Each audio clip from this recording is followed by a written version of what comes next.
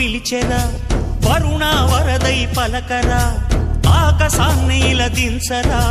కురిసేవానగా మారని ఆతన తీర్చగా మాతల రాతలు మార్చగా ఈ జలయజ్ఞము సాక్షిగా తలనే వంచరా మహారాజు తాని సమిధల్లి మారి నిలువెల్లా వెలిగెరా భోగాన్ని విడిచి త్యాగాన్ని వలచి తాపసిగా నిలిచెరా జనక్షేమమే తన సంకల్పముగా తన ఊపిరి హోమజ్వాలలుగా స్వర్గాన్నే శాసించెనురా అమృతమును ఆహ్వానించెనురా